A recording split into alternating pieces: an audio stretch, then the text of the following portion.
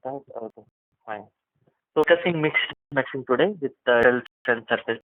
If it is all in place, yeah, all looks good. Fine.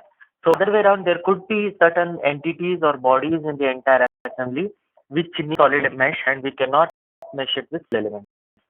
So keep in mind such complexity, you might end up getting models which are wherein we need to use a combination of shell and solid.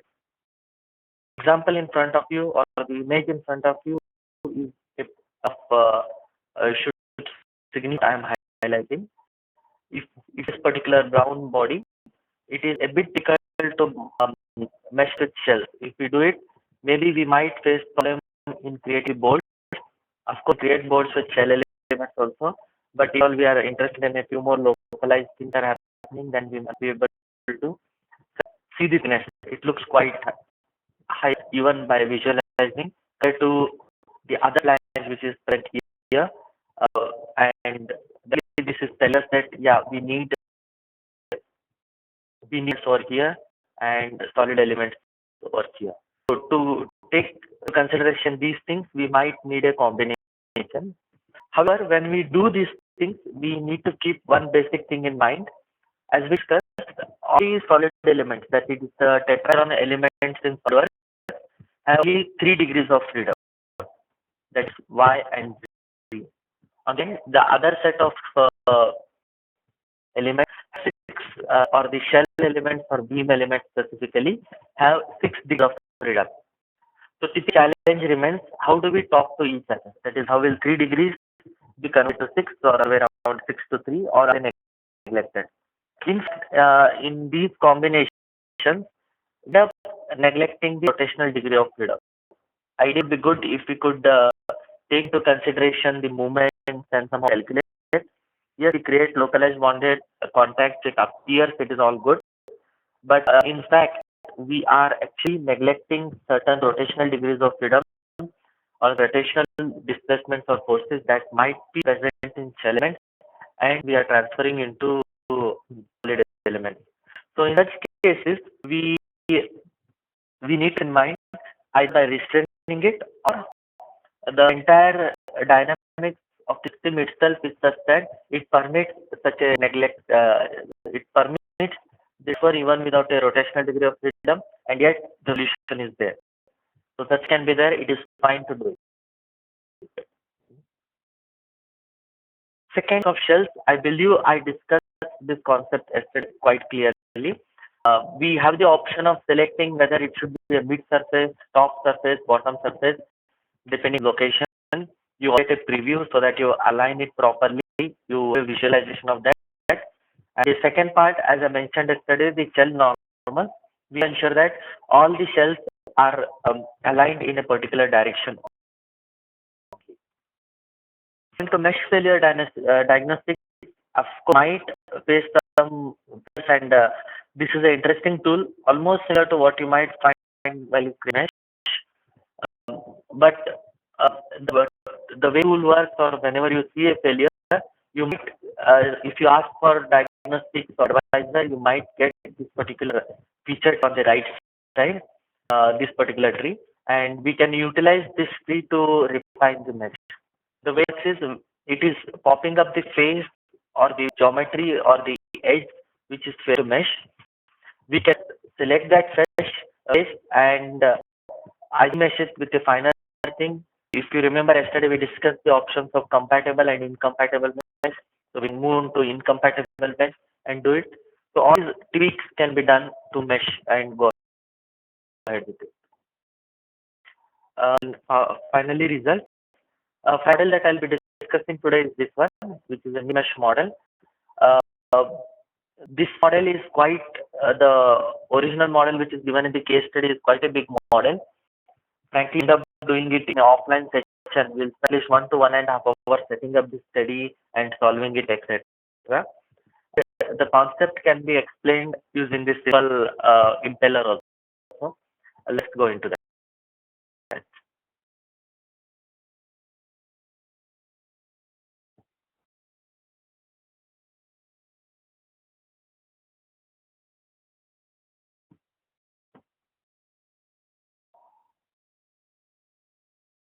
Okay. Now, when I create a new study, it could be a static study itself. I might, in this case, luckily, the surface has been created using surface geometry itself, and the solid remains solid.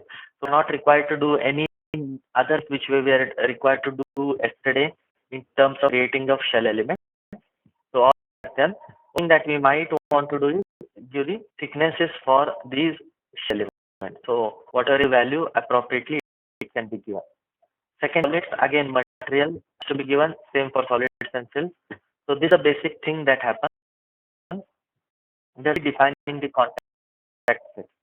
Now, we want to bonded contact.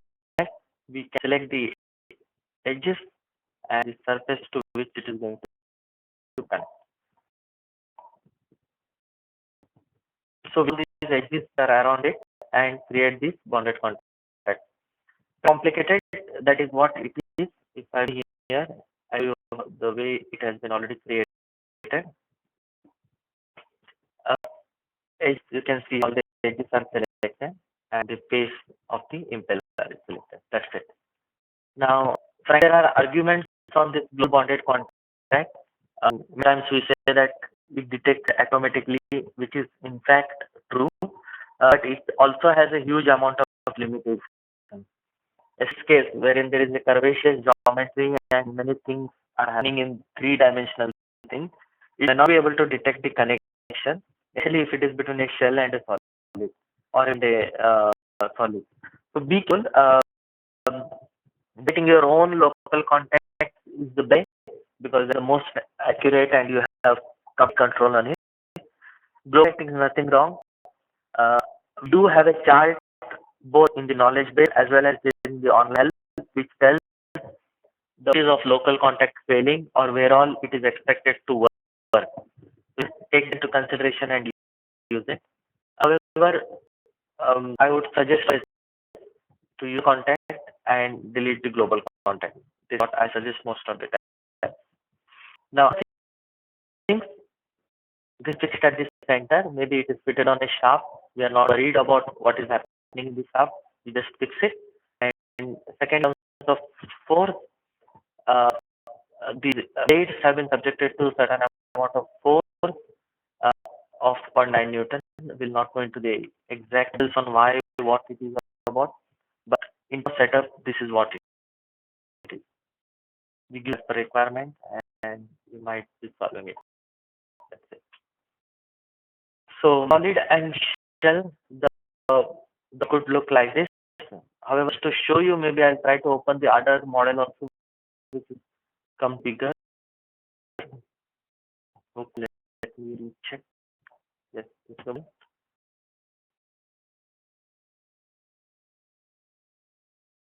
as a bigger, it's many entities, certain geometry been made as or most of them.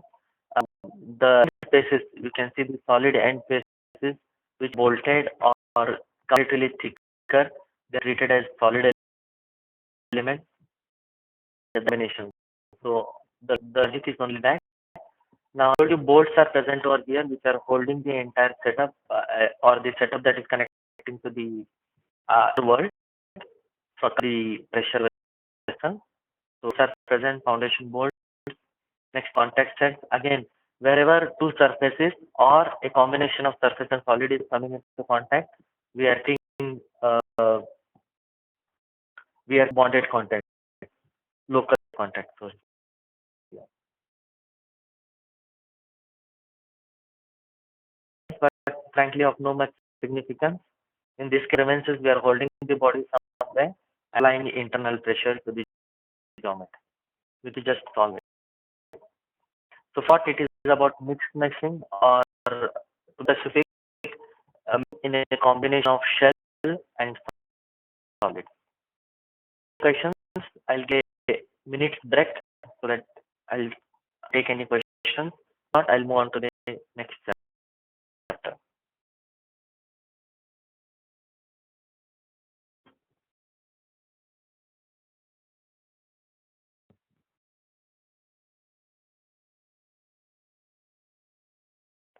Just taken a break.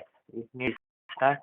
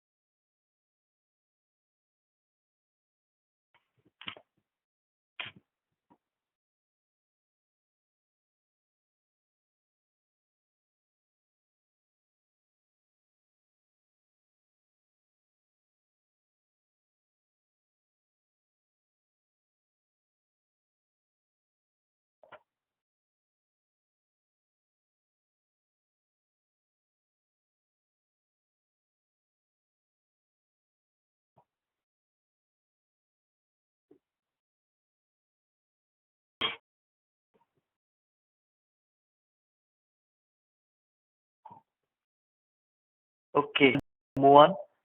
Frankly, this particular chapter is focusing a bit more on the combination of shells, beams, and solids, all the elements. However, I should show you first of all how beam elements work, because it would be a new thing for you in the present training. So it works is typically you have now it could be a case wherein it is a geometry and it is being treated. By the way, you be aware now.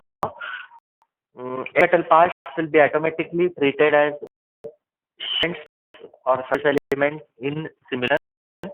On the hand, if it is a weldment, it will be automatically treated as beam element. Have the control overrule it, change it, modify it, edit it, anything. So we do that definitely. To this thing, when a new study, you know,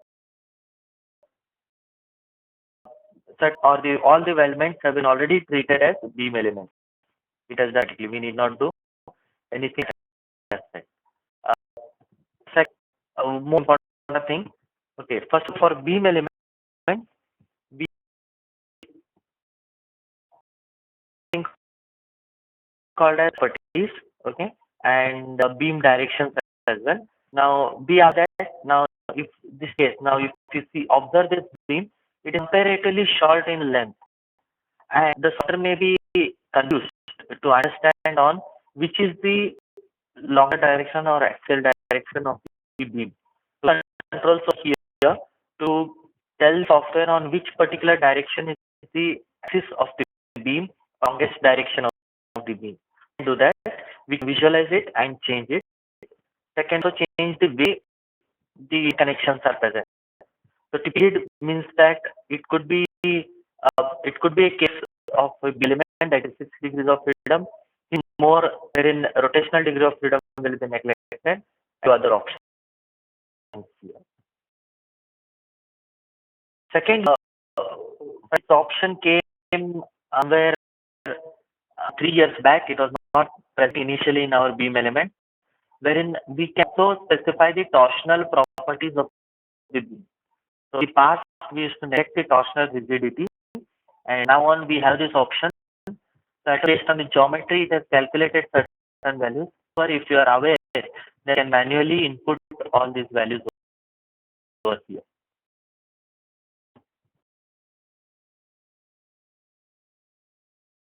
Okay, this is it.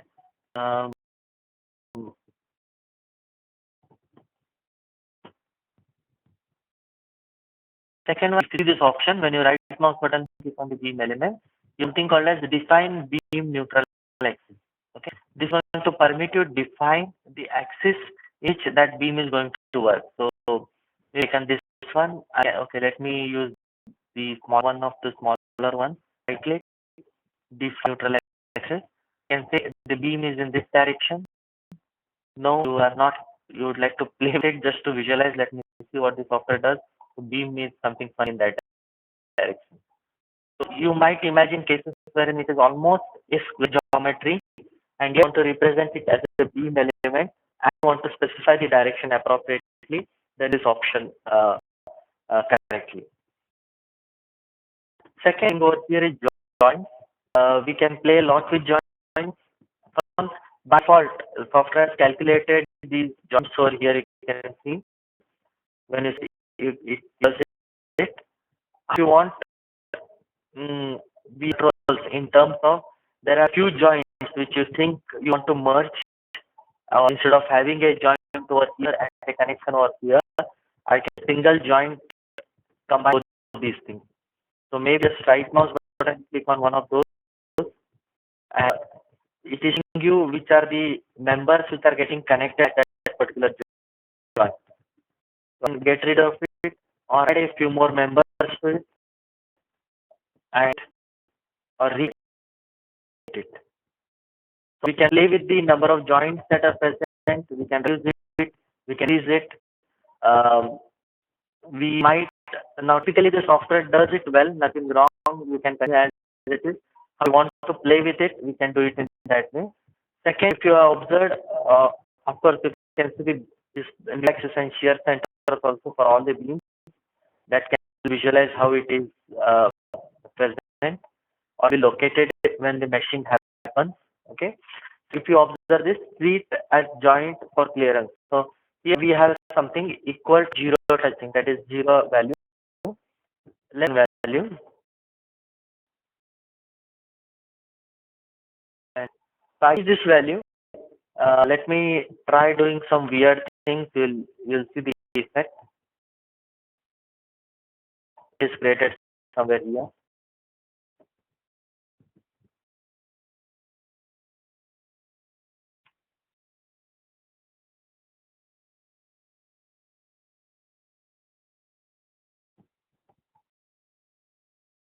Meter.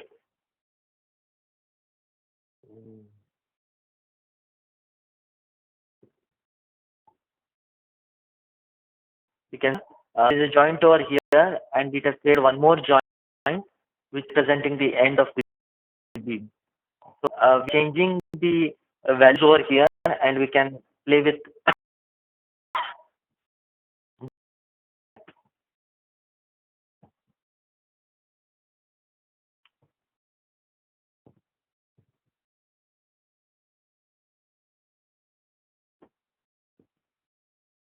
You can see the screen. So there could be these two options. One is the values over here. We can play with it. We can we can manually try doing it by right mouse button. When we have the edit option over here, we can mouse button click on any of the joints and permits us to do a few more things over here. So the moment it is showing the joints are connected in one particular beam connection end of here. So if you want, we add more beams to it. And recalculating, it will try to put it inside that. If not, we can segregate them.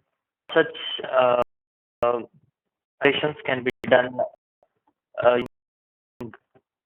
or the modifications can be done using these two options. So this is more towards how you put it. The most important thing is now this combination.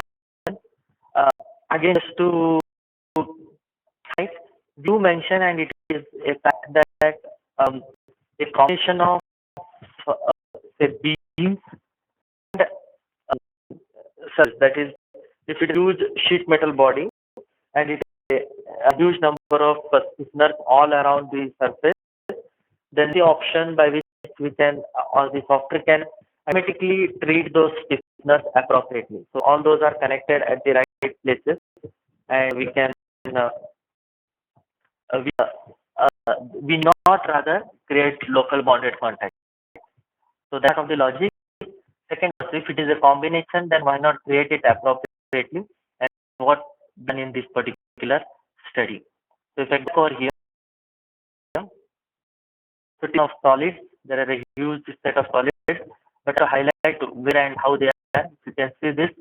It's a bit complex to represent this being impossible. However, some entities like this, which are definitely beam elements, some entities like this one, which can be treated as cells. This surface area can also go in as cells. So those have been segregated in that appropriately. As you are aware on how to create all this stuff, certain things happen automatically. They can overrule and play with things for it.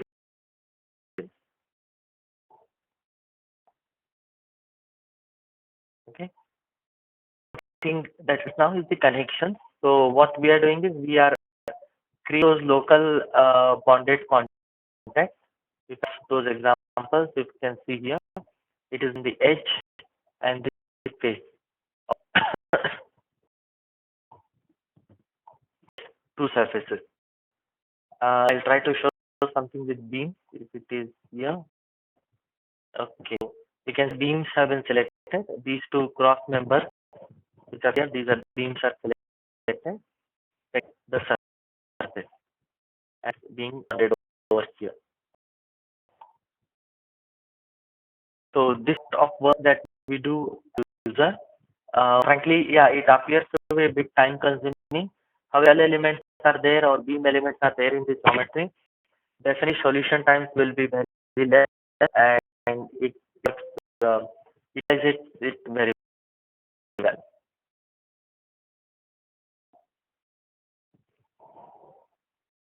Will remain same, nothing here. If I go to one of the results, it looks like this. Of course, we plot stresses. It will one at a time. We can see it for either or solids. So you can see here solids and cells or beams. So we can, but for beams we can visualize a few other different things like uh, axial and bending moves, axial stresses, bending stresses.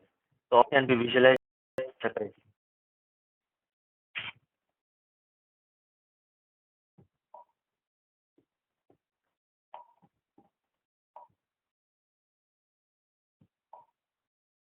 You can see that beams under results.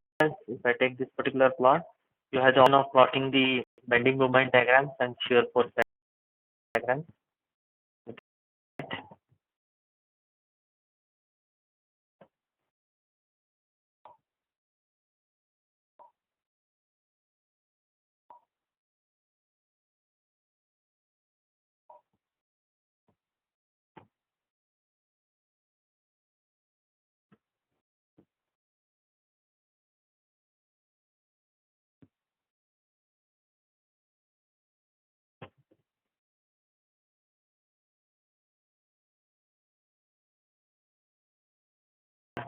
So this is it is about a combination of the shells, beams, and uh, uh, solids. Unless there is anything that I need to discuss. Yes. So I have these questions which I missed out in the previous lesson. I'll also open the chat window so that you can give me.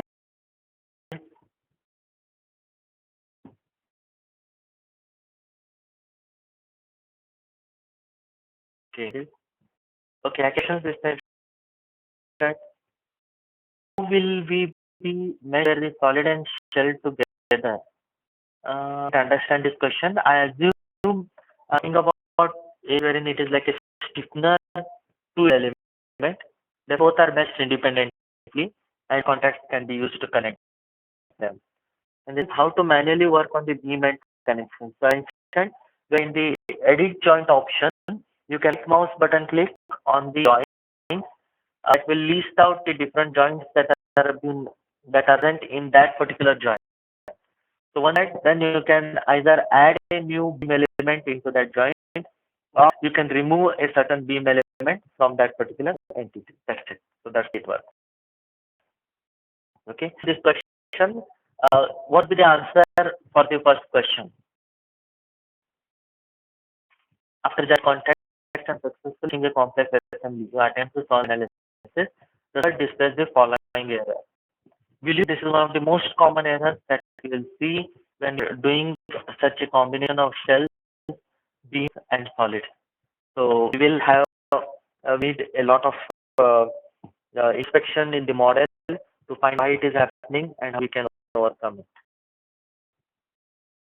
The bonded contacts are defined incorrectly or not. Um, it is easy to unintentionally forget to define some of the contacts. Like pictures or red contacts make models unstable, resulting in the solver displaying the above messages.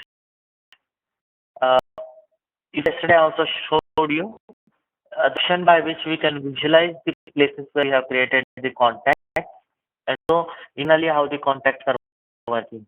So this new feature which came into 2014, and I think we do that would be the one of the most handy features over here to understand where it is failing, why it is failing, and how we can overcome it.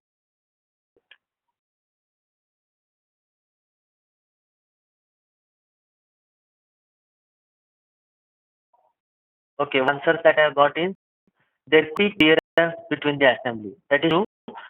We face this problem also typically if it is a solid entity and we are messing it with certain wishing certain surfaces with shell elements, there can be a clearance and we end up seeing gaps. So definitely local bond contacts are necessary and will help you overcome those gaps.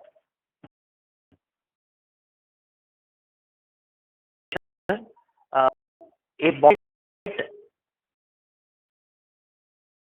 shell and solid component does not require a local bonded condition. What do you say?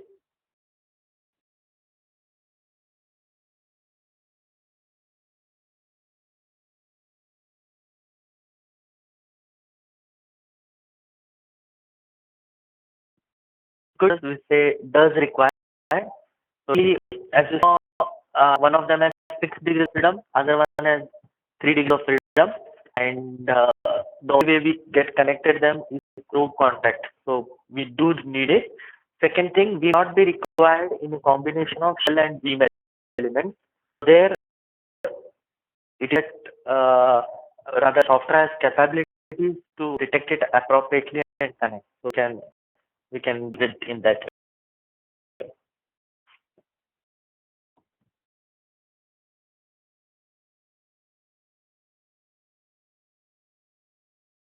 Saying you could not hear me. Which topic and can you hear me now?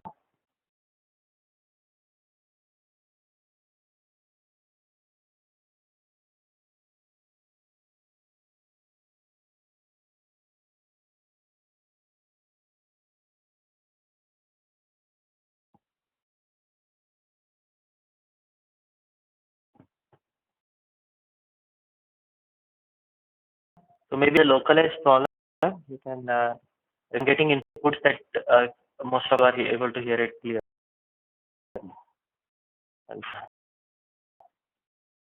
Join. So you go over here, which has been highlighted. If you see the pink one, it mentions that team elements are getting connected. Color is telling that only it is particular entity over there. That's it.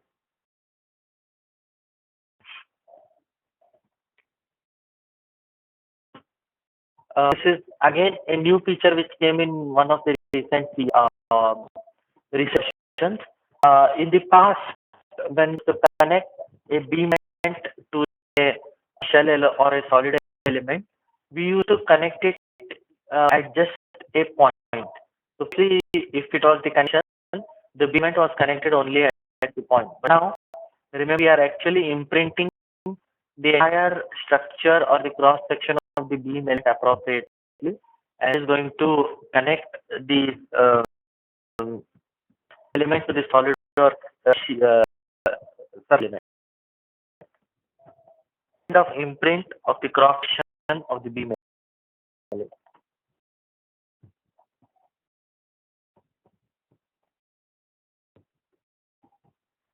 In terms of beam, see when the results, there is something called result in direction 1 and direction 2. So you see the image at the top over here, it is running what is direction 1 and what is direction 2.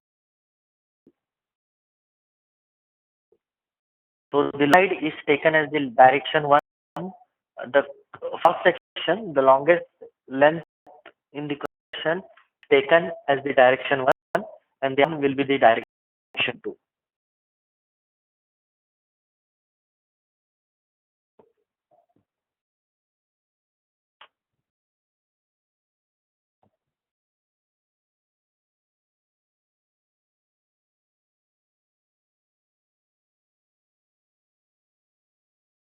Indeed, it's a very good example on a of which has been shown over here in the image. Uh, I would, by the way, not only this one, but definitely all the training manual examples, you can aggregate them as per vertical industry and use for demo purpose. Definitely, this particular example will be useful when you are talking to the automotive industry. They want to understand how our software is applicable, and this example is one of those examples can help you build to the automotive industry. It is a beam structure on which we are trying to understand what is the torsional rigidity.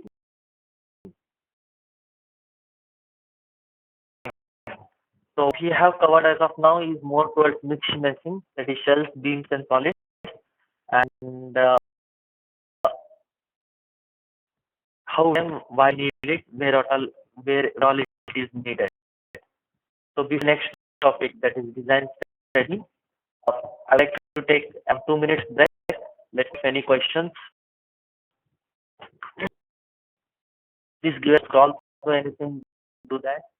And, I would open your questions for a few minutes.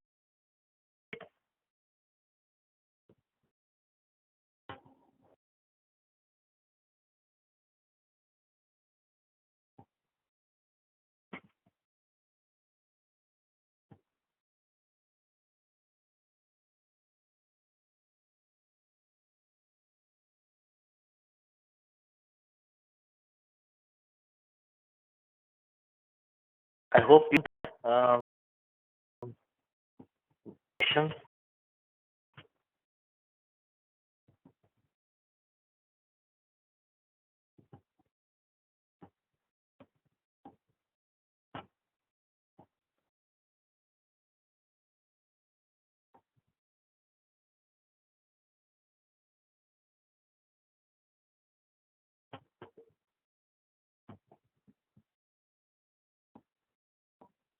Any questions that I have covered as of now? Take your examples once more. You can, if you are training manual, browse through it and ask.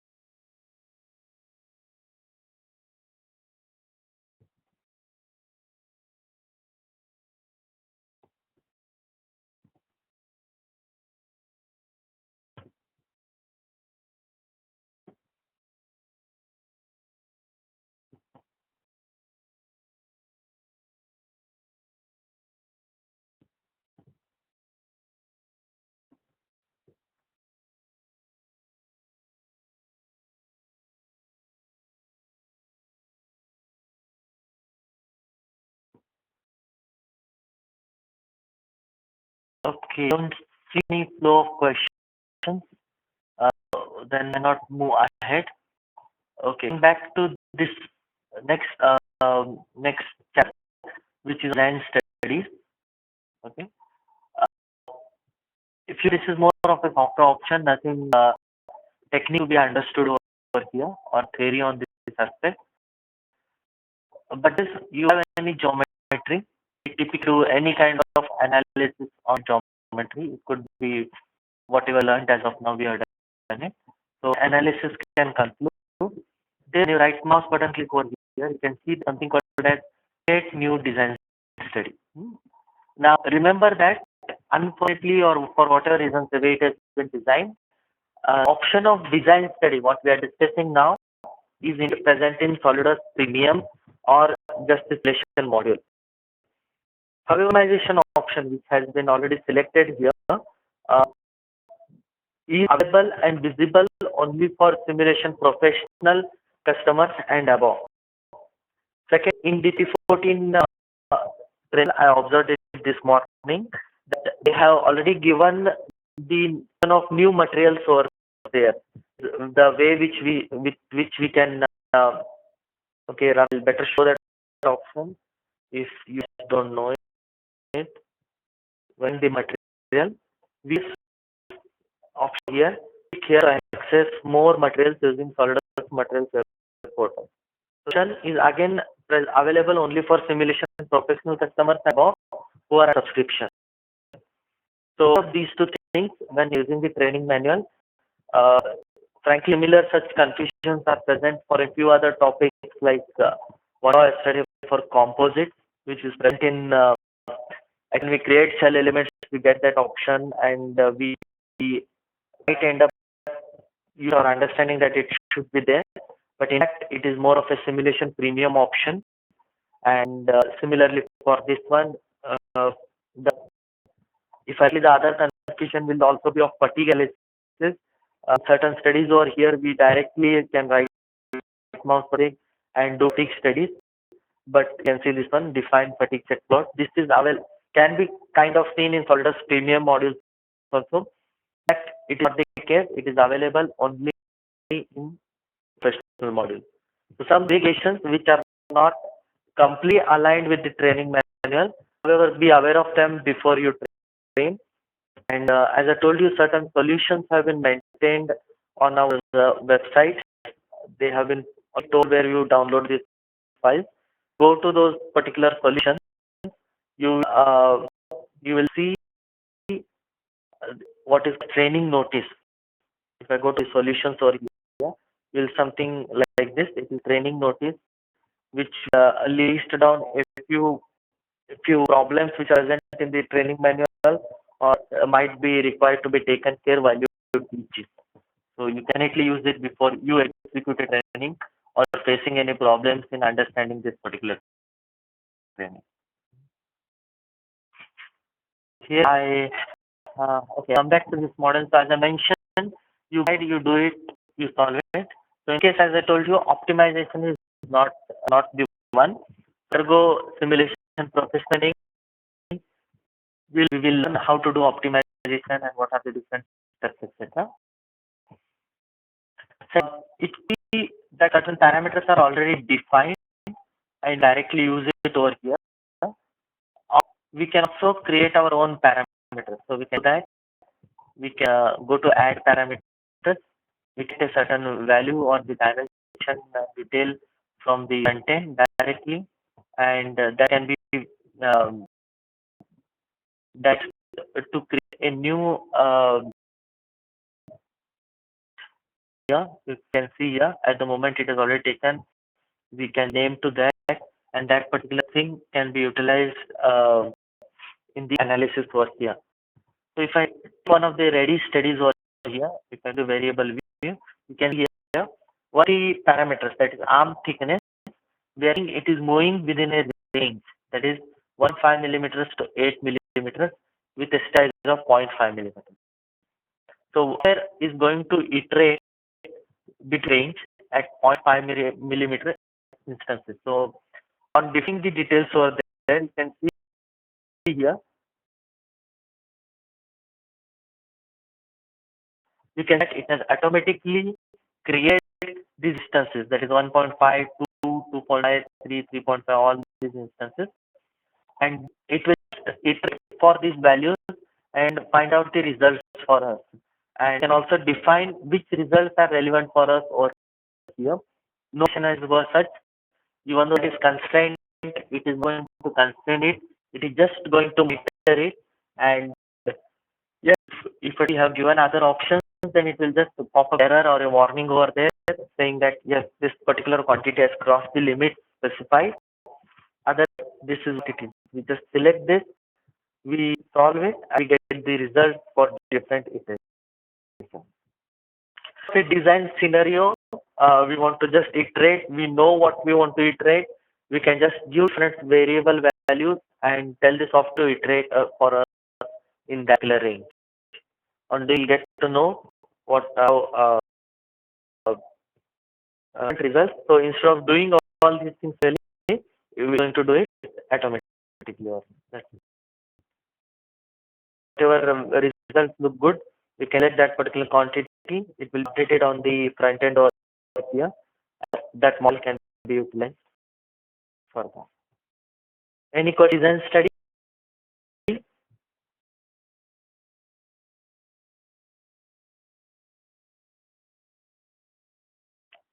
Says, is it possible to add uh, values or angular mate values as well in design study? So now over here, let me check this answer also. So one is model dimension, global simulation, and this thing. So it's a model dimension. It and let me check if estimate is there in this. One, full mate in this one. But the first answer would be no, we cannot do it because it has its own complexity. However, like because we can add materials, can do a few other things, can some way connect it to global variables and get it over here, then it should be able to. But the answer would be no because it has its own complexity.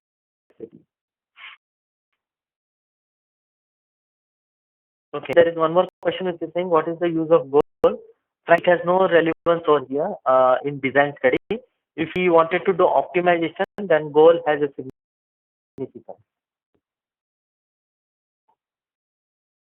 But relation professional option, and we'll discuss it later. Any other questions on this topic?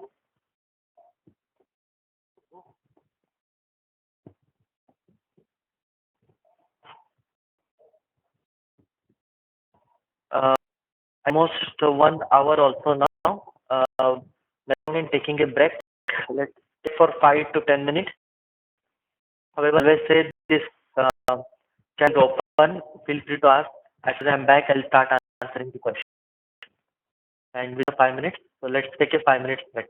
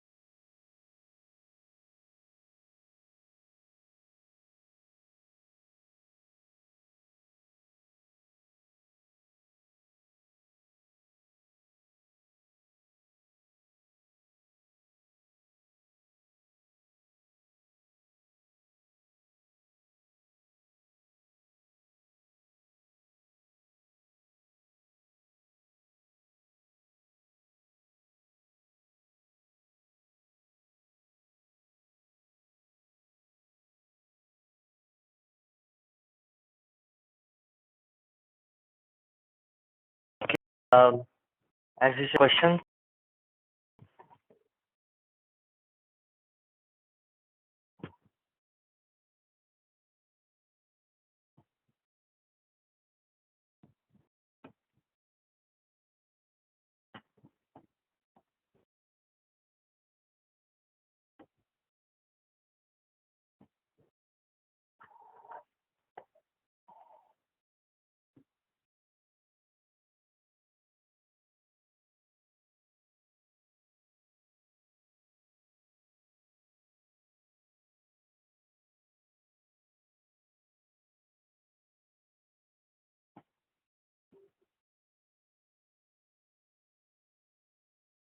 which says that can we use design study to detect a collision? No. This study is absolutely done that way. It will do what we tell it to do. That's it. It can anything more that topic.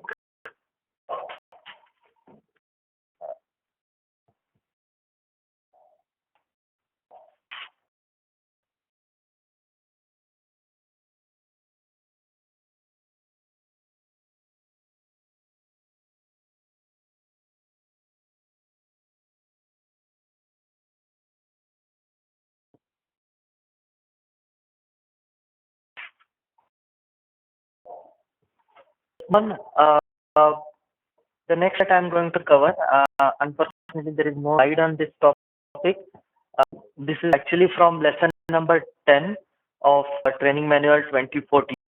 So, not present before, it has been added newly. This is about a new feature which came into 2014, which is called as submodeling. Okay. This case, really the analysis happens as it is for which entry, and there can be huge number of parts in the geometry and connected with contacts or connections. So if it's huge geometry and equal to, or it takes a lot of time to solve it, then that we want a simplified way out. Using what we nowadays, if you observe closely, comparatively larger amount of deflections are present in this central body. So flexibility of isolating or creating a new study with only that particular central body. However, it will take into consideration the spaces of the bigger geometry to effectively. So any forces that might be transferred from the larger entity to the small entity. You will have flexibility to play with these local geometry only in the mesh or to create it or some more or try different materials on it, and you can do all those iterations on that. So you can just right mouse button click on this study that has been created and solved. You get this option called as submodeling study. Okay, on in that or here initially itself it will with messages which tells the advantages, and I think because it has its own limitations, we need to understand both the facts. So I would like to wait here for a few seconds. You can go through it. Of meeting it, you can go through this particular text which is present on the screen.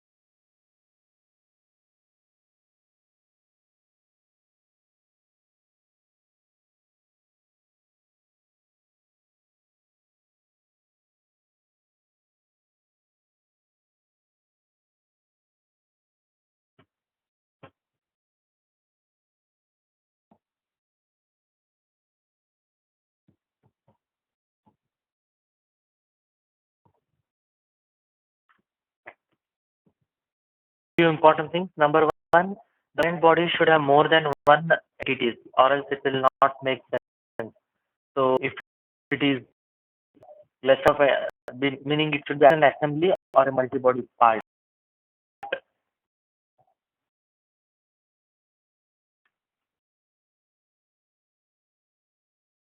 Penetration contact. So you need to observe, right? And I think the rest we can as they're not present because of we can understand it is not possible to treat a submodel of such a thing. So you are getting a list of the bodies that are available in the geometry, and here we can select the entities that we can use for further analysis. And that you selected these four entities and I accept it. It will create a new study with all four entities, and those are available for analysis here. So give a quick overview for show what has happened now. So if I check, you will see we have only this geometry. However, boundary conditions which are relevant, like distance from the master body as the place where it is getting connected, we need to understand the distance from the or the that might be already present because distance of the bigger geometry, those are taken into consideration here.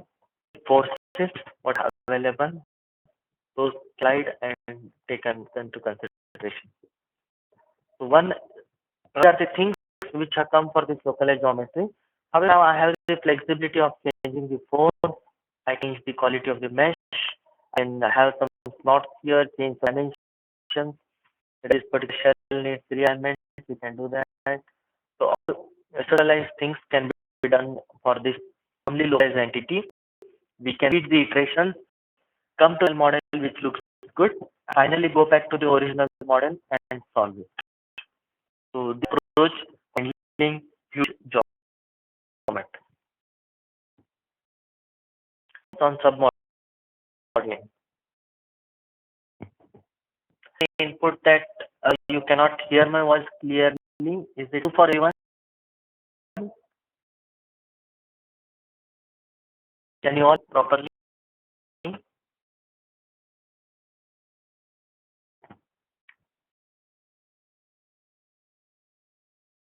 inputs that you can hear. So I think there it was a localized problem at this stage.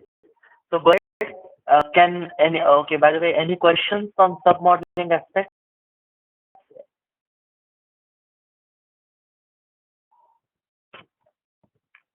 I just thought any questions on submodeling. Feature it was introduced in the last version itself and useful for handling large geometry.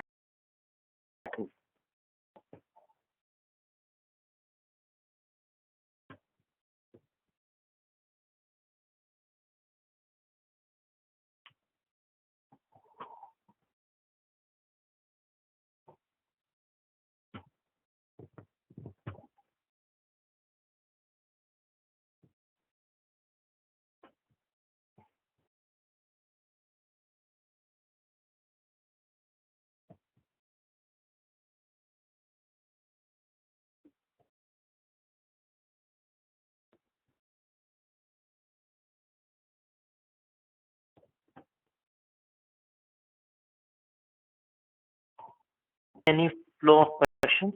I'll move on to this example. This good example which can demonstrate what is it that in terms of thermal load that we can handle in simulation or the module that is available or discussed in these 3 days. In this example, we have this bimetallic strip that it is basically made up of two metals. One particular cross section is of aluminum, then one is nickel.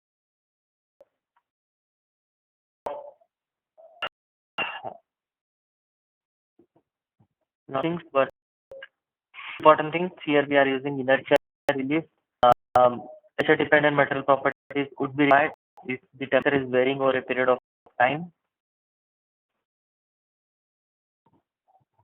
And the simple stack analysis. So it's the temperatures are taken as it is. We are not doing any changes to the temperature. I can question on submodeling. So let me quickly go back to that. Modeling principles. Sorry, I don't understand this question. As I told, basically huge geometry. We are seeing high amount of localized displacements and stresses only at certain places. We find the mesh or we want to play with only that localized thing. However, we do it on the big geometry, then it will be repetitive process. Options would take huge amount of time. So that would be down to only that localized things. We are permitted to do the iterations. The software is permitting. In submodel.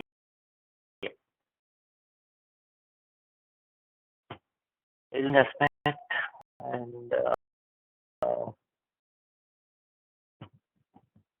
okay, give a bit of highlight on what could happen.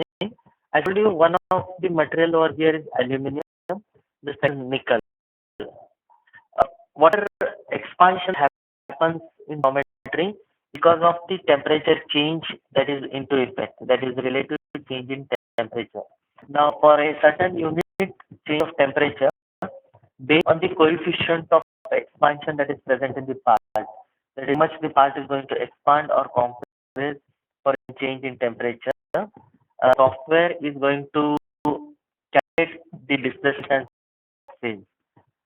And for specific required reasons, as aluminum and nickel have different values of expansion, they expand or compress differently. And the rest of that will be seen in this analysis, wherein one of the parts tries to expand more, the part expands less, and we see the different bending in these two parts.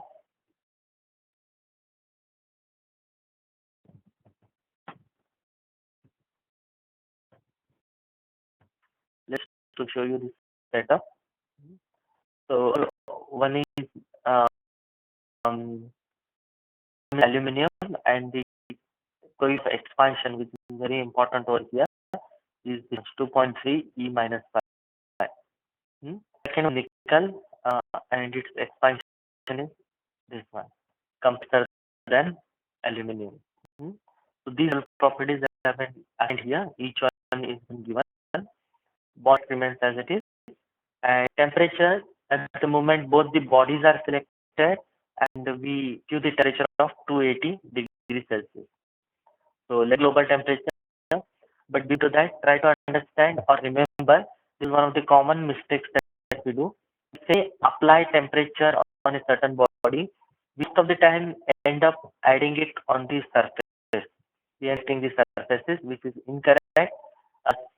Structural analysis or static analysis does not have understanding to do those calculations. It will just assume whatever values have been given, or just use whatever values that have been given. So you can see here, we can select the bodies directly. So that is it, or that we actually select the parts directly. It is not the surfaces. Okay. At this point of time, you can see we have applied 22 degrees Celsius.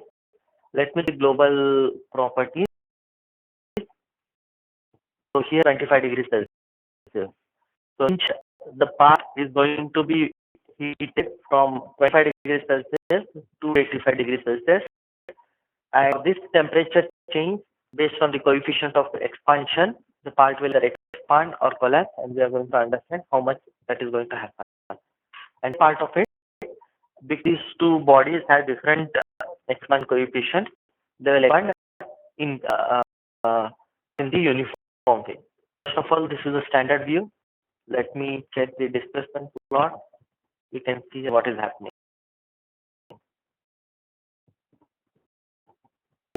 The internal part, which is aluminum, is trying to expand more. So it is trying to, based on the shape, it is trying to open up. Let me check. It looks in the scale. So that much visual, but the automatic is showing you how it might be expanding. So the part is trying to expand more, whereas other round, it is that the internal part is expanding, but it is expanding a little bit less. That's it. If stresses, you can see here, this looks, this junction, which is a bonded junction, as these two are expanding not uniformly, or the expansion is not equal, there is huge amount of stress that will be created at this junction. Second, what is highlighted in this chapter is about these called as nodal values and elemental values. Okay, these are the elemental values. Second one, nodal values. So this is the way, and if I explain the topic a little bit, I'll try to use some tool here to explain. Let me check what I can use. Yeah, I can use this. So if this is the element, let me take some other.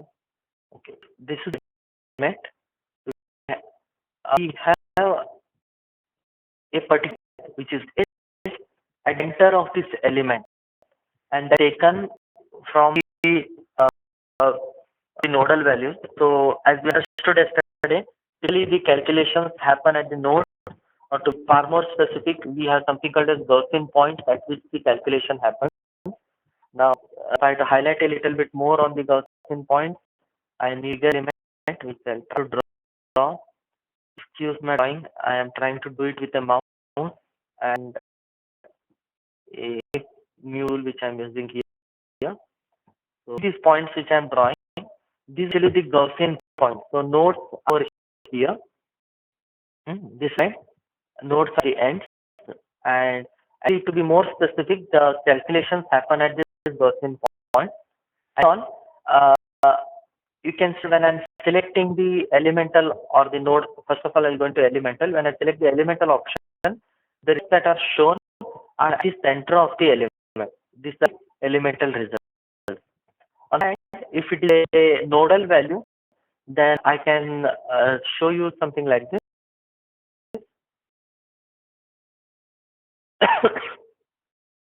This is an element that is present all around the 5 to 6 elements. So values will be the values that are average at this location. And to be far more specific, so the calculations happen at the Gaussian points over here. Okay, and the values which are shown here will be the aged values at location. So you understand that when we are selecting nodal values, it is more of an thing coming from the elements all around that node. Actual values would be localized to that particular element. So if you go back here and plot it, these completely they are uniform. If elemental values, you can remain a different value, and there is a considerable variation. So one of the logics or one of the things to suggest all the users, it should not be too much variation between nodal values and elemental values. If at all there is such a case, that means that the mesh needs refinement. The mesh not of the expected quality. So in this scale, values are showing a maximum stress of around 1.6 E. Let me check is the nodal value. It is up to 2.6. That is happening. This should as less as possible. That is, tell us the mesh is of good quality. On the other hand, these can also help us understand the exact or the worst case scenarios can also be understood. Second, consider this option, average results across boundary points. So in case also be aware, as we have two parts of different materials, certain considerable happening two things. And if you want to consider it appropriately, we can do that. Now, nodal values, let me check what is the variation first before I speak anything. So, you can use results across boundary conditions. So, averaging the results between two parts, even though the materials are completely different, very maximum value of 1.6. Average, I get a higher value, which is almost equal to that of elemental value. So, you can imagine that I have given what could be happening. Please this option, try to understand what could be the difference between node and elemental values. You should understand it based on whatever I explain, whatever you explore.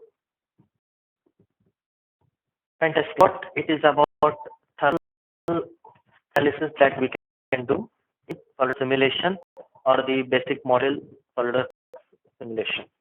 Let me go to the chat window and again I'll give a minute break or a few seconds break to any questions that you have.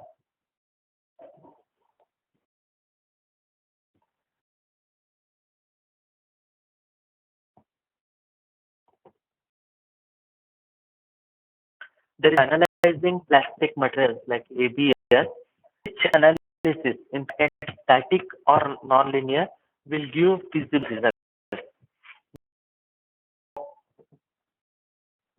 Yes, definitely it could be plastics, which is nonlinear material. If I try the nonlinear material data, definitely this is a linear analysis, not on those facts. However, ready to neglect it if you are with static analysis, if only certain parameters which are with worst case scenarios, then it's fine to do a linear analysis also, nothing wrong. But when seeing at the failure criteria for plastic, it gives you more details. It is better to use non-linear model only.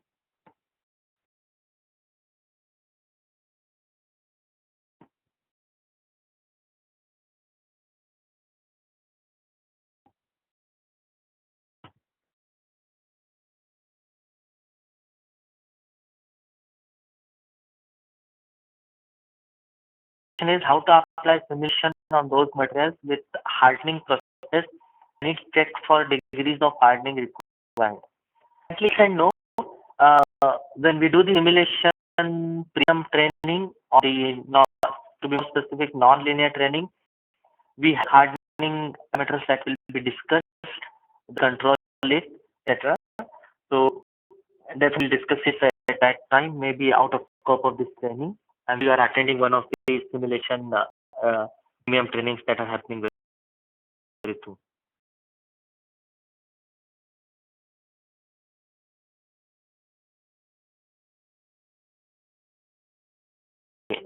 Next question is, what is the difference between importing loads from thermal study and full load which we give in this static study itself? As I told you, okay, first of all, to answer your question, both is same, nothing different. And as I told you, if we are talking only about Solidus premium, then abilities do not have the option to do thermal analysis. We are applying the thermal loads directly. How you have simulation premium, you are importing the loads from there. That is the most ideal scenario. So analysis will do the temperature distribution across the thickness or in model, and thereon the temperature can be taken as it is into simulation for stress analysis.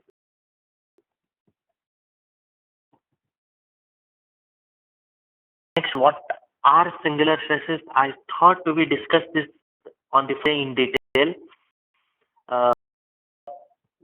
Is one line, it is stress to force of an area.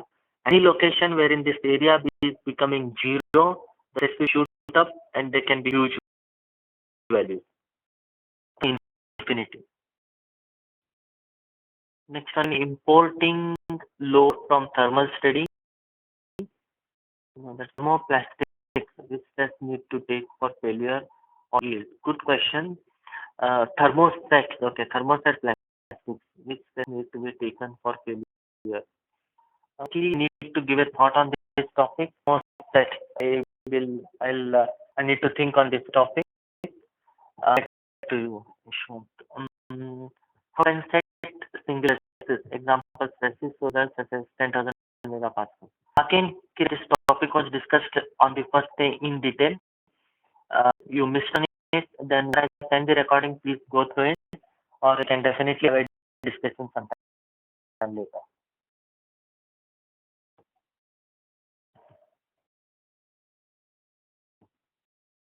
Hence, I can see a few questions coming in.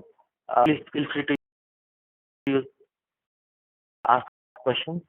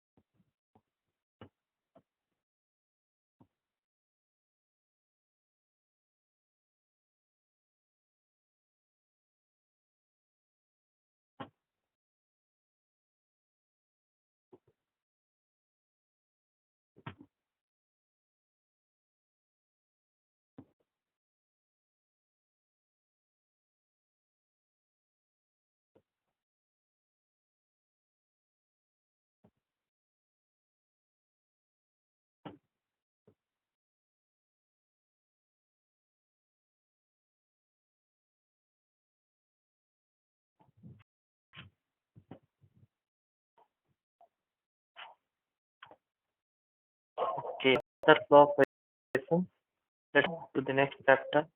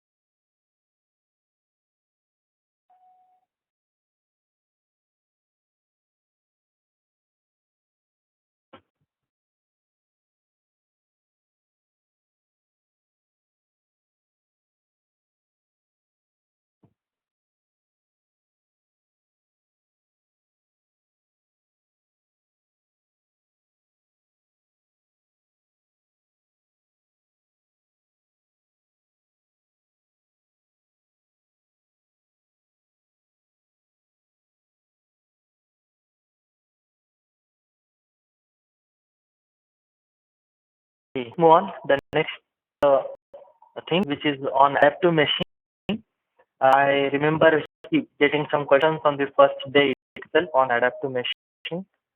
Here is the topic on that. Let's see that. So, with whatever discussions we in the last 2.5 days, we saw um, the way FEM works and the importance of mesh for FEM. Um, I have understood these two types of elements, that is something called as draft and high quality.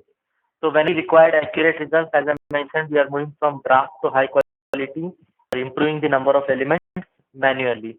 And as I mentioned in one of the lessons, especially the remember actually the second lesson of LK, we improve the number of how we improve or change the number of elements to get a finer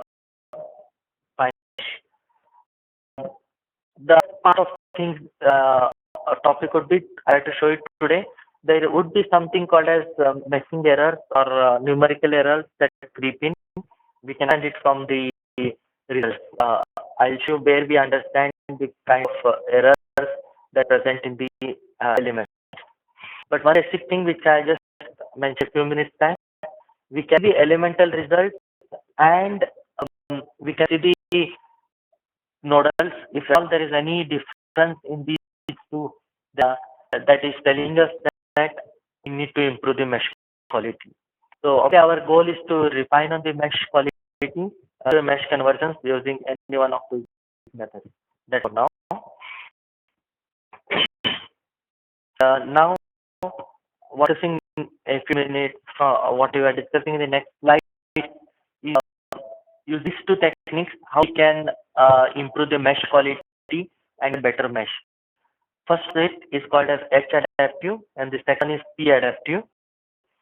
Uh, then H adaptive is something like this. Here the first the geometry that is present. This is a default mesh that has been created from settings that we are given to the software. Now it has techniques by which it can find out the locations where the stresses are comparatively higher and define the mesh only at those locations. Go on iterating till it gets better quality mesh, or in short, when it is to increase the number of elements, it does not see any variation of results. At that moment, it concludes that this is the mesh or this is the mesh that it wants. And once up to a level of 8, that is second order to 8th order, and if you in a fifth order, because the number of degrees of freedom, the way we see it. But the things that are happening over here is we start with a quality element, we can on improving it up to 8th level. On the other hand, in P elements, in P adaptive mesh, we are increasing the number of elements. So if you see this thing, number of elements remains the same. However, if you see here, the mid-side node, what we have high quality element or second order element, this will go on increasing up to fifth order. The number of nodes between nodes will go increasing to fifth order. We have a better result or quality of result. So this now is H adaptive and P adaptive. And so explains the difference between H adaptive and P adaptive. You can observe that P adaptive is not refining this on the front end. It is only changing the equation that is used for the element. However, H adaptive is actually refining the mesh. Let's go into these things now. Okay, this is the escape. Not. Here we go. First of all, this was simple, straightforward thing. Oops, sorry. Done. Solve it again. Mesh that you want to see. Here it is. Mesh is there. The solution is done. But no difference. Normal analysis. Now, one part would be we go on refining the mesh at locations where these are high with a better quality of mesh, or tell the software to do that. We software by using this option of adaptive. When you go to the properties of the study, the option default is none, no adaptive technique, second H adaptive. Now we have different controls. One is something called as target accuracy. This is set the possible level of difference between two iterations. Second, accuracy bias. So in this, it actually coarsen the mesh at locations where it is not important and refine the mesh at locations where it is very important. And finally, the number of loops that you want to do. So it can do 5 loops. Sorry, I ended up mentioning 8, but it is actually 5 loops that it can do. And coarsening, as I told you, in terms of coarsening of the mesh at certain locations, whether you want to do it or you don't want to. Let me run this.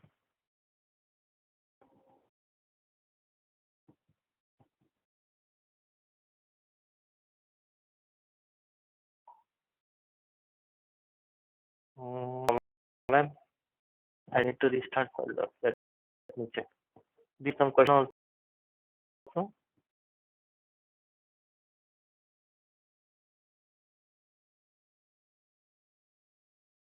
Website is in problem.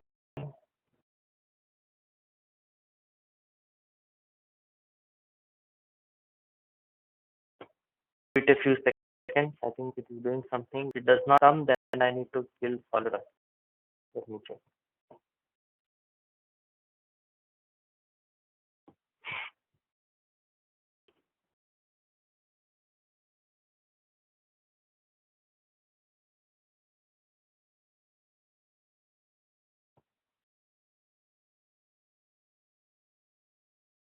Okay, better.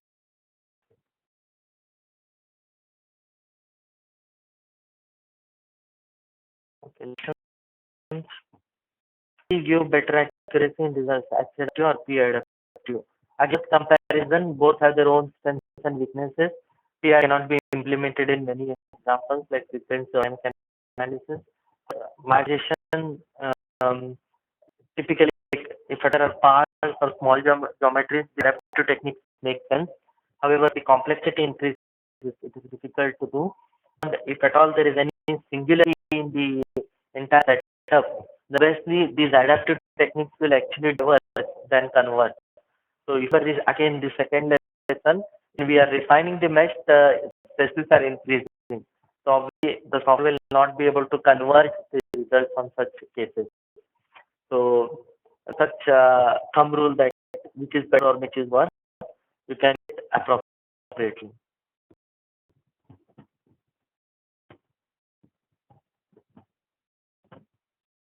Okay, or optimization operations can be possible to run limitation.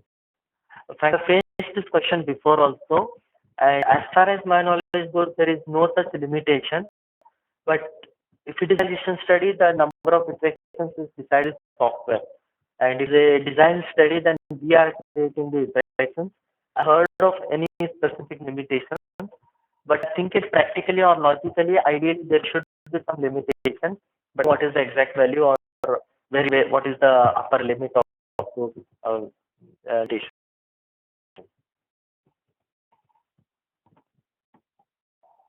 So this thing adaptive is selected. Let me check the present mesh.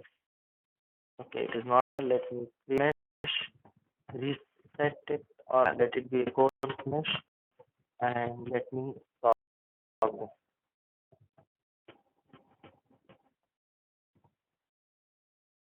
What's wrong with this?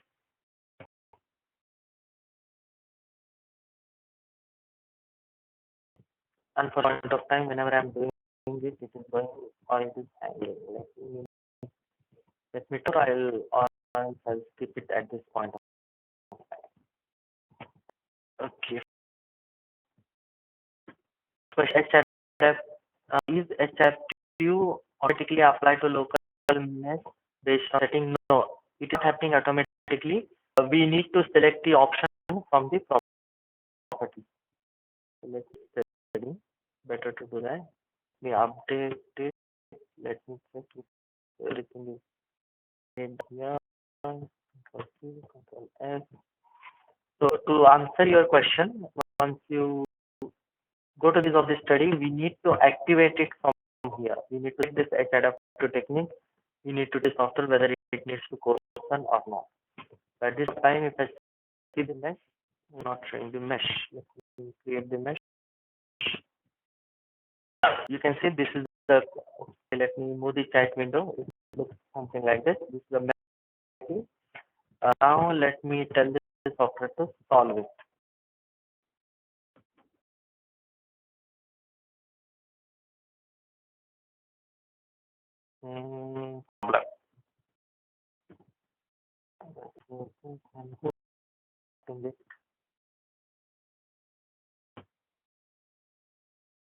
Don't see interrupting it. Uh, some problem over here. Let me give it a few seconds. Let me check if it's fine. However, it had worked fine. We would have seen change in mesh quality at this localized location. I could remesh it n number of times to come to a final mesh, which looks better. So that is what it should have done. When I did it this morning, it worked fine. At the moment, I don't know what's going on. I'm sure the solver is getting hung at a stage when it is trying to remesh the setup. Could you ease that automatically local mesh based on the settings. This value is automatically applied local mesh based on settings. Automatic we need to do it, so that's fine. Brief about the error estimation with adaptive meshing. Told you it will solve for a certain iteration. It is stresses. Uh, the local where the stresses are comparatively high, it will reach with a finer mesh. It is going to resolve it. So then on, it will check the difference in stress results between these two values. So if this difference is more 2%, it's going to reiterate. So what we get is 98% accuracy. So in more than 2%, it will remesh it five number of times, and after it will stop. That's the way it works.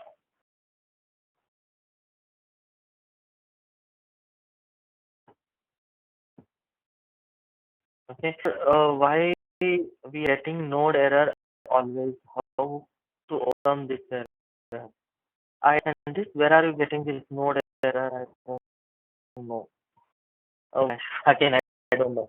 It's wrong. Either it's a combination of WebEx and solvers that is causing the problem, because this small checked it was without that and it worked fine. However, now it is creating some problem. Let me check adaptive results there. No, let me try solving the P adaptive. According to the P adaptive thing, if at all in terms of settings, you can see here, it more towards the energy norms over here. So it is checking the energy norms, whichever energy I want to check. So here it is going to check the strains in the model. Where the strains are in the element, that is going to tell that element is compared bigger, and we can have smaller elements at that location for better accuracy. So this is going to do targets at the starting order 2. That means high quality elements. Maximum is 5. The loops should be 4 only. Second, let's check if this is accurate. I need these results to show you something. Yes. When I go to stresses, you can see bottom there is something called as energy norm error. So this also going to tell you the quality of the elements or the quality of the result. You can see there are some elements which have energy norm error of up to 96%, and definitely not acceptable. Typically, we target and this error to be less than 5%, and that the best that I have. So the target for the P adaptive method to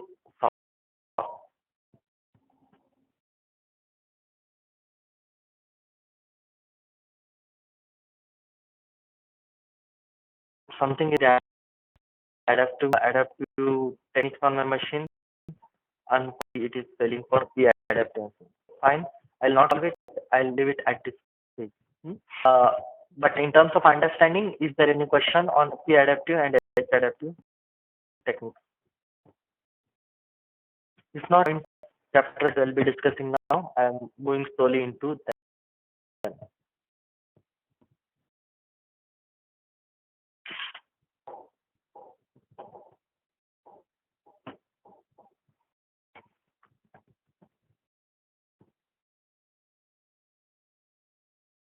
Error which says that while running simulation, we have an error which is called as mid-side node error.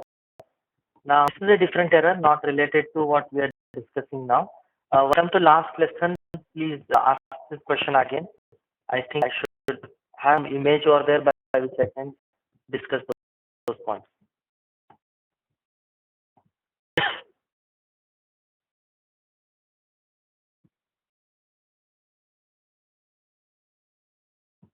Okay. Now, the last chapter in this manual, let me check if there are any images that I can use for explanation.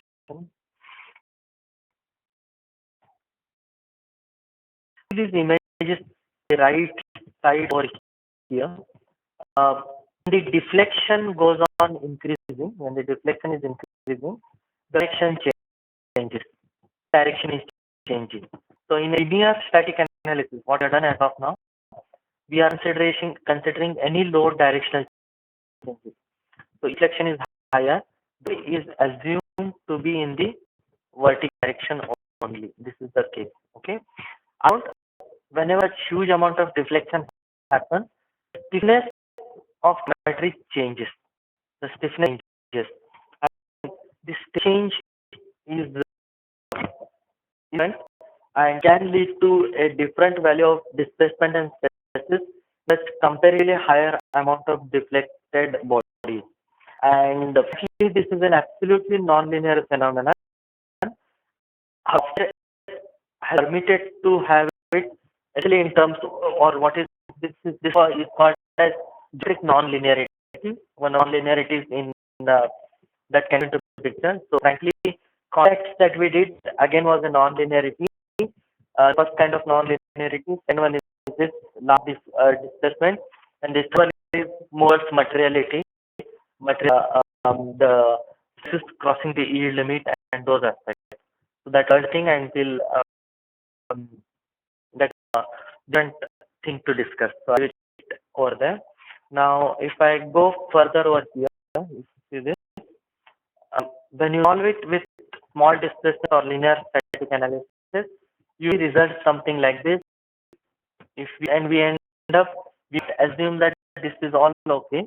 But as I mentioned you yesterday, if you are seeing displacement which are visible to the eye easily, or if you see the deformations easily, then it is a case of non-linearity or large deformation. So you need to change this of the uh, or non-linear analysis. However, if at all we have only formulation, then limited to large deformation option only. When we select the large deformation option, again, if I show you these two images again, you can see the difference. The result will be a little bit different. This model is a bit more stiffer than the model. Reflections are changing. It is accounting to number one, the change in the direction of the forces and the steps of the geometry. That give you a different result. If I back to the result from here from the software, if I take the standard view, the results look like this for a normal analysis. What is bot face is 6, applied at the top, count appropriate location. That's it. Okay. Now, first of all, where is the large displacement option? When you go to the properties of the study, over here, large displacement is selected. Okay. In terms of results, everything is absolutely same. And if you see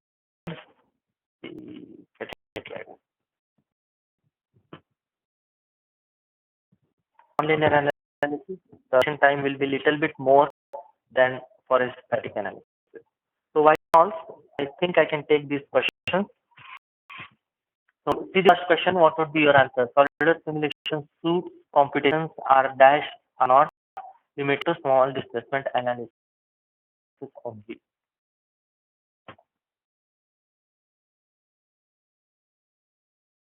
For the first and the second question.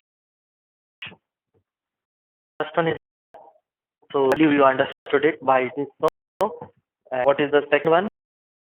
First one would be R, or solid simulation suits computation are set to small displacement. So really use limit small displacement only. This question is there, but frankly, when such a thing comes, it is far complex than what we are imagining here. So better do a non-linear analysis. The second question, solid simulation suits computations. Again, there are, because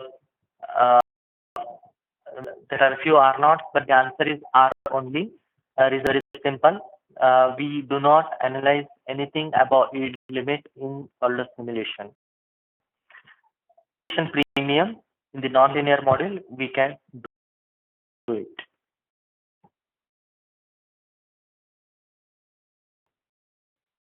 So in terms, this is what I had a minute break. Or I would like to give another 5 minutes break. I have a few more things to cover from the appendix and discuss or conclude on this presentation or training. So take off 5 minutes and will catch up again.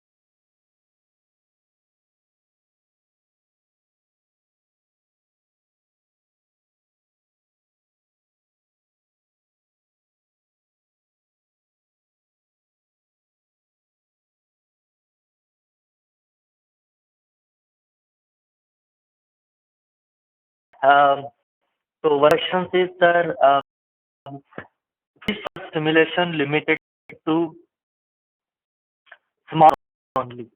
My answer would be yes. But that is for simulation static analysis is limited.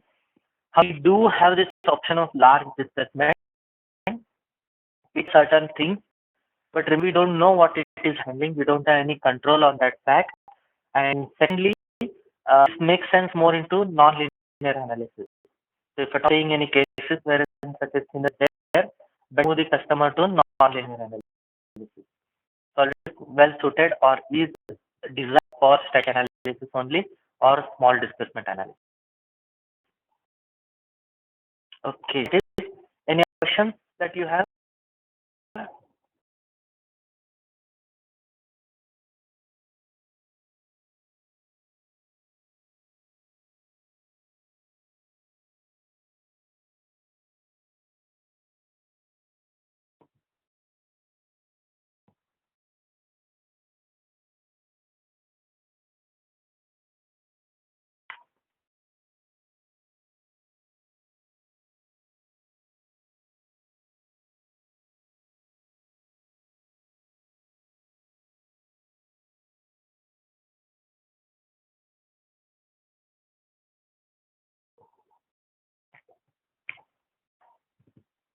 Okay, so morning, one of the attendees, I'm happy that he mentioned this thing. Uh, he spent some time or he saw this particular uh, in training material that is available online, and he mentioned, like, happy that he himself told me that, sir, mention this once more in the training. This is really good and you of great use to the community. This again on the VC when to training technical certification exam description. The related content is somewhere at the bottom or here. All the few slides are present. Other the first four presentations for explaining some theory concepts, with content on motion stuff. So use those things. Do not that should help you understanding the theory part of simulation. Second, those who are in the simulation exams, if you are not aware, we have these sample exams as well over here. So simulation specialists have the sample exam, which is present. So use it. That gets you. And they are aware that every month I'm sending the certification IDs, also highlights and who has cleared the exam in the last month and then it is for the coming month. So those will be given every month. And to me or your TTMs will forward it to you. You should get it. So definitely this is what one of the end is highlighted to me. So I thought I should show it again. Okay. Second thing, coming back to these topics. No, I'll close this. This is not required. Manual. Uh, if put in training manual as well as the few old manuals, there is this thing called appendix over there, wherein we discuss a few more topics on meshing, solver, and other tips and tricks. We'll go to that, a few important topics that I would like to discuss now. Um, as I told you, this is there. Apart from that, there is a very good online webcast as well. Please use that also. Uh,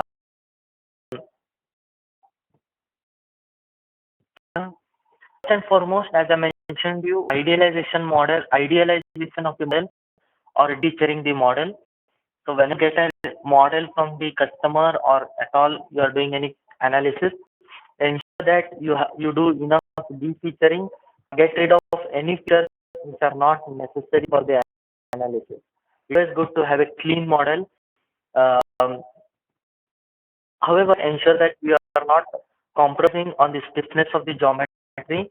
Realization or the changes should be done such that the it is not affecting the stiffness of the geometry. These things will definitely reduce the elements or the mesh. Second, further idealization. This is what I told you. So these could be idealization in terms of getting rid of unwanted features. The second could be idealization in terms of using shell elements, using beam elements, or using symmetry. So typically, we all know that the solution times for simulation are comparatively higher. So play with these things, understand where they are required, and use it. If it is a imported geometry, then it might require some cleanup. You might be having some problems in the geometry, and you know it, find it, and clean it. In terms of mesh designs, now in case it is good, but it could be cases wherein the modeling of the part has been created by someone else. If those scenarios, ensure that we are aware or scroll through the CAD geometry first, find out which are the different bodies, how they are connected. Now, this case, which is being shown in the image over here, here at this particular location, actually there are two bodies, and we might end up analyzing it.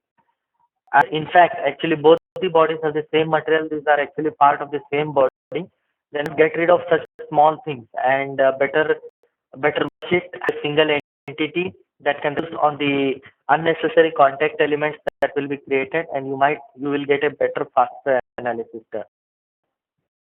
Important thing, mesh quality. By the in terms of that point, let me something. Mesh. If I go to this equipment, right click on the mesh, you will see plot as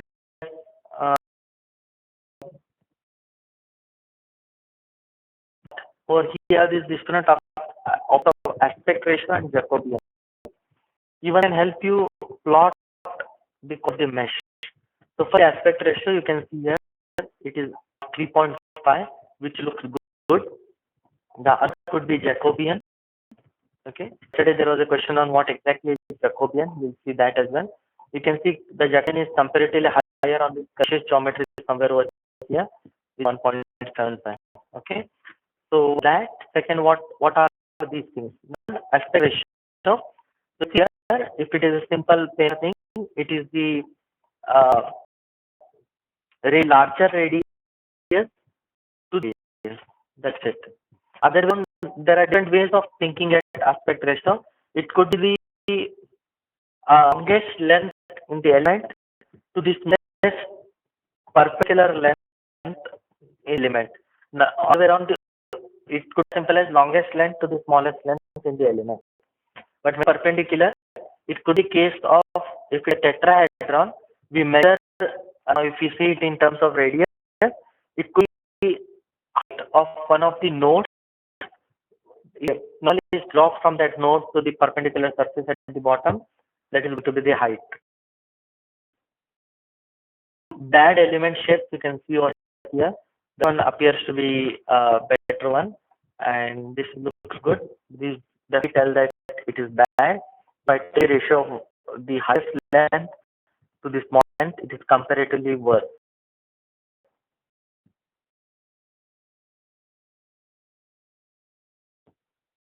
As I told you, long length divided by short length, and other thing in terms of normals also it can be seen. This normal, longest normal to the shortest normal. The way tetrahedron element, it is going to use this normal to calculate. As you saw in the software, we have this option while it meshes to having called as number of Jacobian points, and this comes from 4, 16 to 29. Now this will help us only to measure which are something like this. All is called as cell intersecting elements. If you see this, they are really bad. This one because of curvaceous geometry. Obviously, number of Jacobian points is more close around this thing, which measure the Jacobian error more accurately. So obviously, this one is a correct element, and that is almost 1, and it goes and go in this way. And frankly, it is difficult to imagine on how it is measuring the Jacobian. But to plot the Jacobian values or create the mesh plot for Jacobian here, there might look the values should be less, sorry, be less than 40 over here. That's it. So 40. Weird thing, I don't know whether I saw it or written somewhere here. Um, the issues, frankly, from software perspective, etc., it can take up to a value of 1000 also. It can accept and it can solve it. So it can be that bad. However, for all practical purposes, for good results, accurate results, I suggest to have the aspect ratio below 20. If far more rigid, it should be below 5. So the targets that you might want to set to yourself to get good results.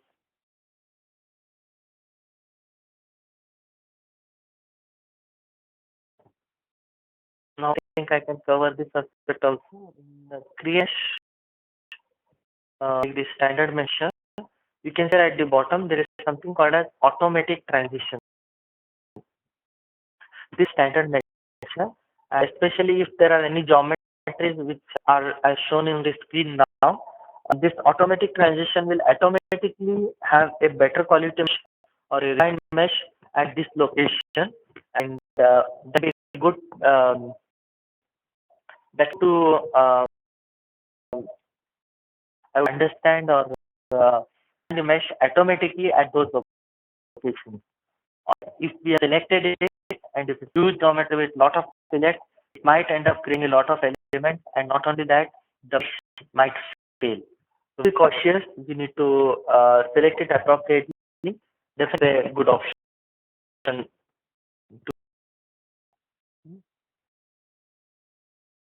I did not cover, but it is as simple as this. Right mouse button click, you'll get some mesh control. Sorry.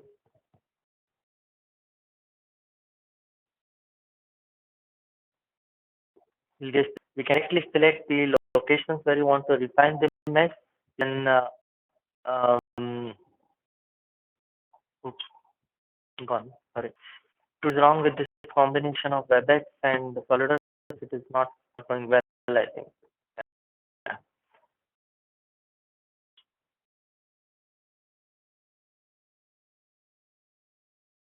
Oh, don't restart now.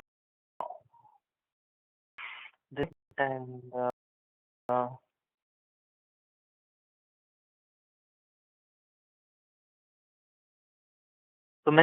to give the mesh controls at the surfaces, edges, points.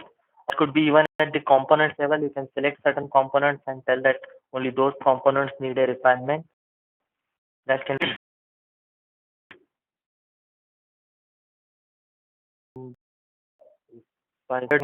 I think I covered this option. Okay. To context and especially the local context that you create, any opportunity, try to create local surface area to give connections. Now we know we have the split option to split the surface with that, but if we do it, if we end up selecting the entire surface, if that happens, the software to decide how the connection is going to happen might end up taking a larger area than is expected. Now we have the contact element plot. We can see which exact elements will be connected.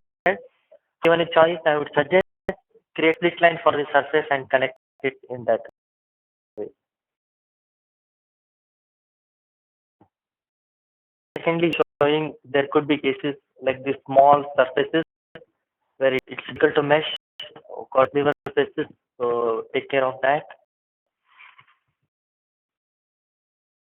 And there was a question this morning wherein if at all you are having shells, if gap, what to do. So you might face these problems when we are converting solid bodies to cell bodies. Uh, Lessons by which even if it's gap, we can tell the software to bond it, but smart to ensure that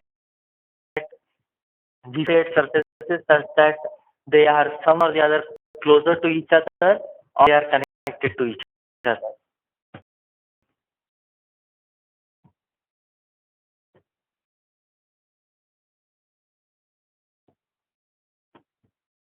I think compatibleness we discussed.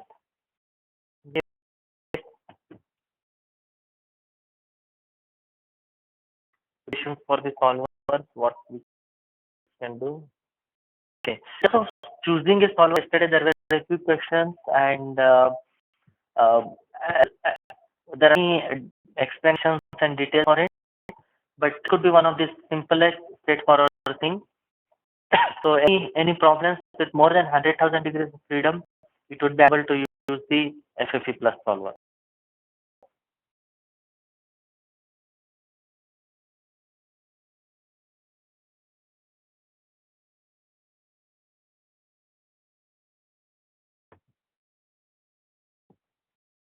And if you think, of course, online help is there. The online help or the help buttons that you'll see every now and then, it's connected. And especially if you observe, the online help is not only taking you to the HTML or those things, but it searches if at all the website is in subscription and it is connected to the internet, the machine is connected to the internet, then it can go to the online knowledge base and it can get data all the way from there. It will give you all knowledge base articles also.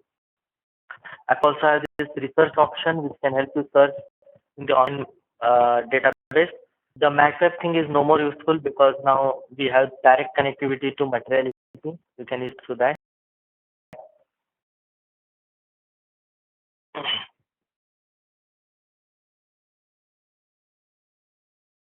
Okay, I think that's it. Uh, I think my side, this is what I wanted to cover in few days. Solidus simulation. Definitely, this is not the end. This should be as a beginning. There are many things that need to be learned and understood. Uh, most of you are having the training manuals. If not, please talk to owners, get them, or check to your TTM if they can provide to you.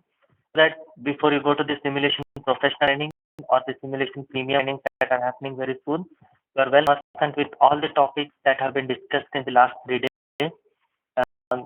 Try the maximum number of examples from the training manual, as that these examples can also be used for demo purpose. So try out the examples as per industry, understand which could be where.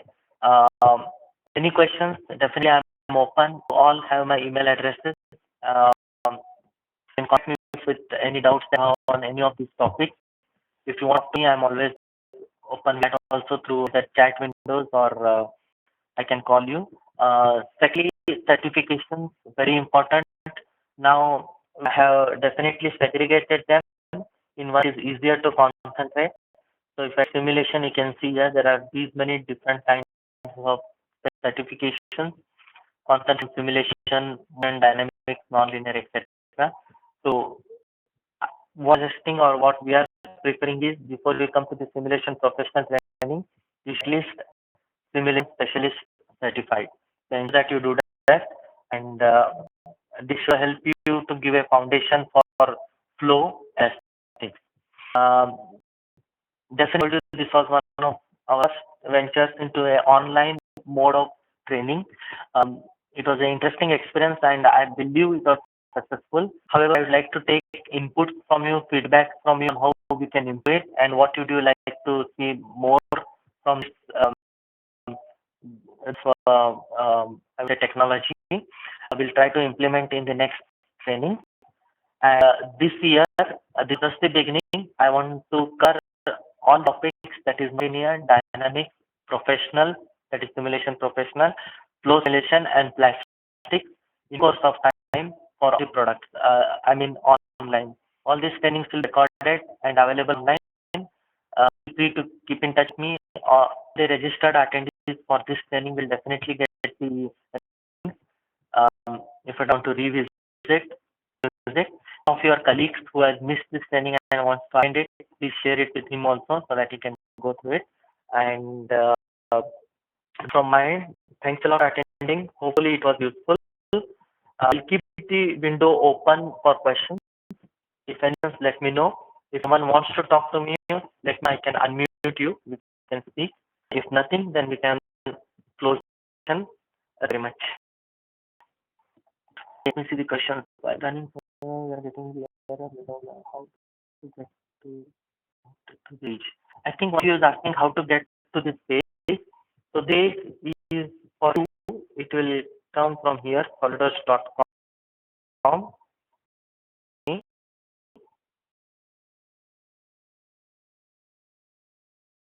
Go to login here.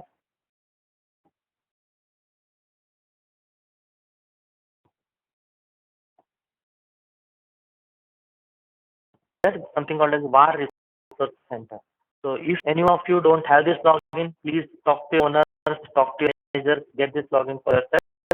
I have access to it. We have something called as sales portal through which we go over there. So once login over there, you need to training, technical verification, exam description.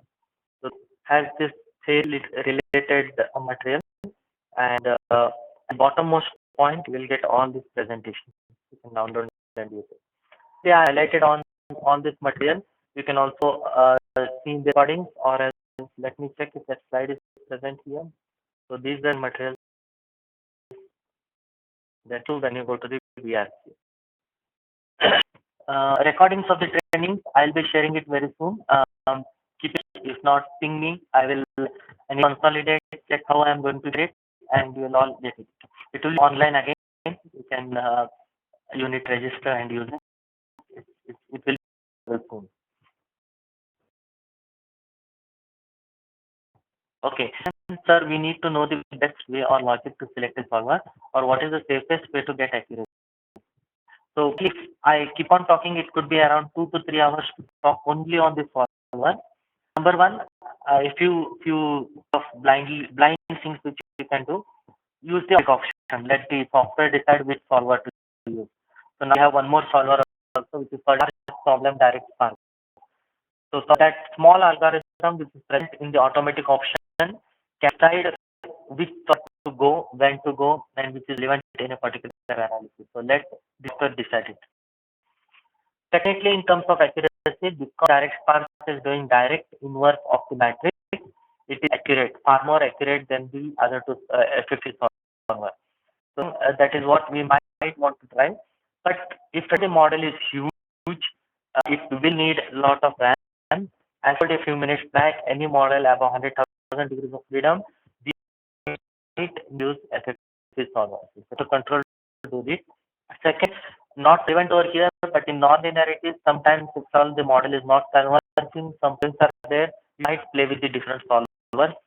In that part, in linear static analysis, if at all the deflections are huge, model is unstable, then sometimes FE plus solver accepts those instabilities and can solve. So that could be the multiple things that you can think of when you are selecting this solver. Webcast also, as I mentioned on the first day, show you those things again. Let me check where it is. Train technique webcast. If I go here, I'll try to copy paste it here if you have missed it. So these, if you go to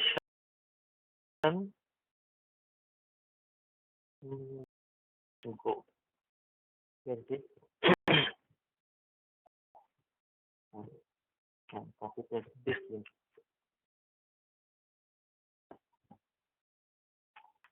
So this video, there are a huge number of tests. Sure, there is one on solver also. So you can see which happened on 16th December. Solver check and speed and simulation. Oh, sorry, this is for flow. But yeah, you can scroll through. There are a few good websites here. We have few knowledge-based articles also. You can find them. That should help you. Okay. Is there any difference in the distribution of stress and strain in submodeling? I don't understand this question. You can, if possible, ask me in this one, or you can send me an email later. We can have a discussion of that. Any else that you want to take?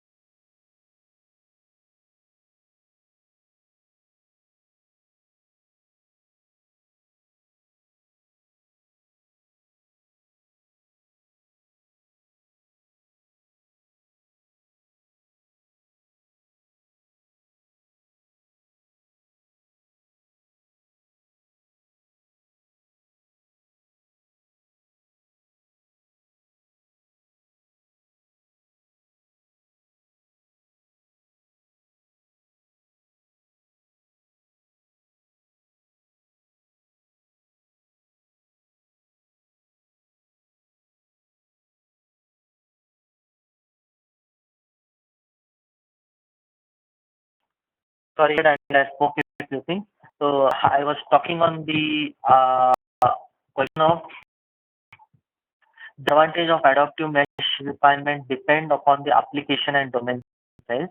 Is yes, definitely if it is a huge model, then it is not advisable to use adaptive technique because solution times will be multiplied. So if at all it has to do 5 iterations, it might end up multiplying the solution time by 5. Second point would be in terms of stress similarities. If at all stress similarities are there, the adaptive technique is leading to divergence of the solution then conversion. So definitely is not suitable over there. So my can typically if at all it is geometry, then only adaptive technique makes more sense. Infused with the want to mesh the quality of the mesh, then chart analysis, understand how the adaptive techniques come to solution, and then with global model you can refine in a localized way.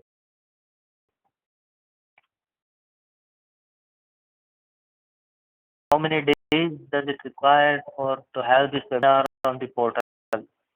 I'm surprised because now they have attended these 3 days. These are the live trainings. That is secondary. As the ones that are shown on the screen, I'm sure none of you might have seen it or used it anytime. So sorry about it. If you are really hungry about it, please get in touch with me. I'll share it with you. But definitely, I hope or I wish you should have attended these 3 days attentively and you would have gained most of the knowledge through this. But definitely the recordings will be available soon. By the way, it will not be on the VRC or anywhere. You will separate email for that.